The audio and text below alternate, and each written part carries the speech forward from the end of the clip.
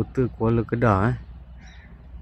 Benteng pertahanan Melayu yang tertua di utara semenanjung Malaysia, dikenali sebagai kota Kuala Bahang.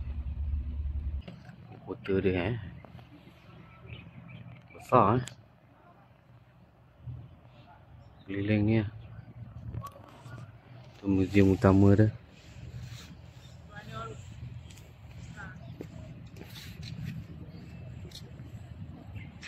Ada menara situ. Tu boleh tengok. Ada penerangan Tembok kota Kuala Kedah menggunakan dua jenis bahan binaan. Batu merah bina pada tahun 1910 oleh Wan Abdullah yang menjadi Shah Bandar. Ni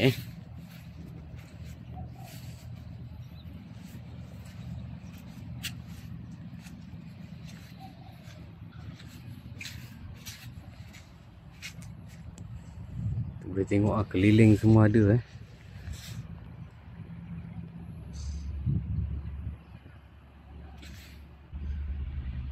Kota ini telah diserang dan dimusnahkan oleh Armada Siam pada 1821. Kemudian diduduki oleh tentera Jepun. Ini kota dia.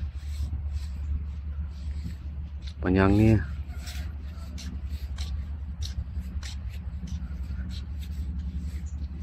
Dimusnahkan oleh tentera Siam. Siam ada pernah datang sini. Jadi warisan kebangsaan. Ada lagi.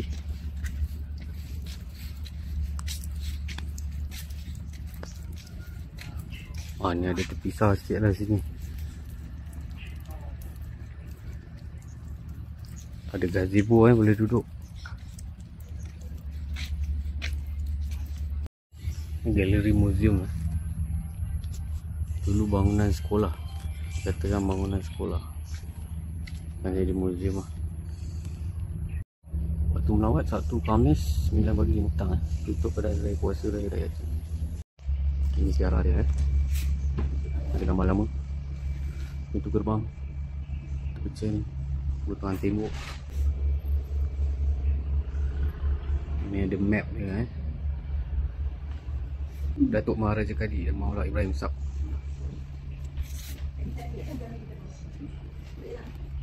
Sebelah sini pun ada fungsi kota. Sultan Abdul Hamid Halim Shah.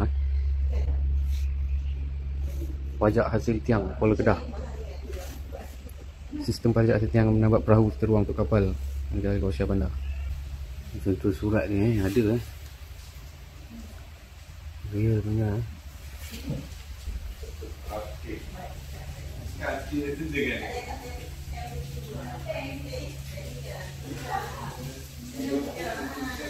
Ini gambaran dia kota Kuala Kedah. Boleh tengok kedudukan dia strategik jadi rebutan Aceh, Siak, Bugis dan Siam. Mana kuasa besar seperti Portugis, Belanda dan juga Inggeris. Lepas tu perang pula, perang dengan Siam. Ni gambaran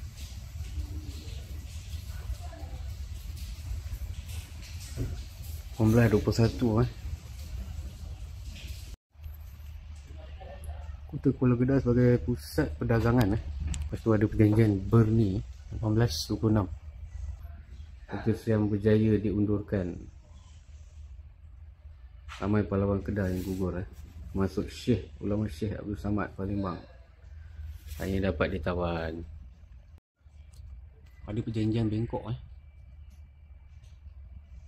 tujuan kedatangan Jepun ke tanah Melayu dan negeri Kedah memulihkan ekonomi.